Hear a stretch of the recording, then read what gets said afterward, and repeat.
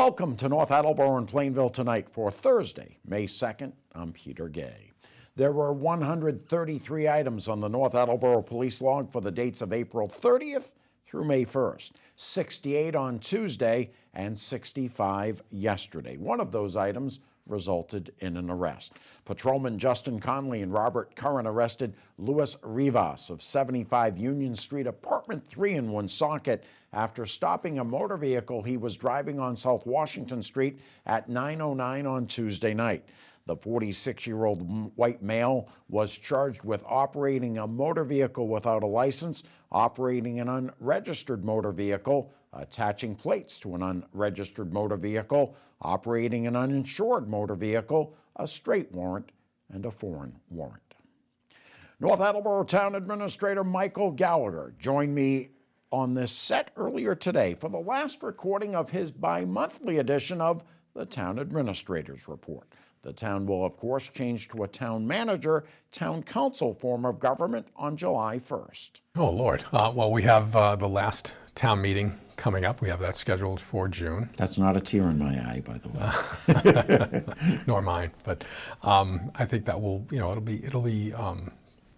be an interesting one. There are a number of articles. I think we have 24 in the annual and 16 in the special, so it's there's quite a bit of business that we need to wrap up and take care of between now and July 1st when everything happens. We have our first town council election coming up on June 18th, and we'll have our first town council sworn in sometime hopefully on the 19th, and they can start meeting actually between the election and July 1st. So we could have our first town council meeting coming up. So there's a lot of firsts and lasts going on. It's a really exciting time to be in part of this whole process. There are 21 candidates running for town council. Yeah. North TV always organizes candidates forums / debates, and if the number had been much higher, I would have been contacting the folks down in Foxborough about holding it at Gillette Stadium. Yeah. My goodness, that's a good sign to have 21 people running. It is a good sign, and there are some names, from what I understand, who have not held positions before, so it's nice to see people coming out and wanting to be involved in the new form of government. It's good to see. You and I normally don't talk about elections, but I'm going to ask you this question. If you don't want to answer, don't answer, but the margin the charter passed by, did that surprise you? To be quite honest, Peter, I wasn't paying that much attention. Okay. I knew that it passed. As far as the margin is concerned, it is what it is. I think people want to see change, obviously. They went for the charter to change the form of government, and I think it just reflects the changes that are happening in general around the country.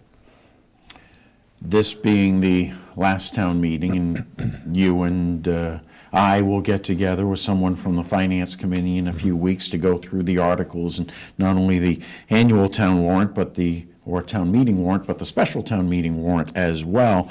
One of the big items that night that needs to be approved is the budget for fiscal year 2020. I remember the year 2000 and the fear about computers and electricity. Now we're in 2020 already. How difficult was it putting this year's budget together? It was a little difficult in that, well, it wasn't really that difficult. It was your standard budget. We did make some changes, and there were some different ways that I'm recommending we handle some expenses.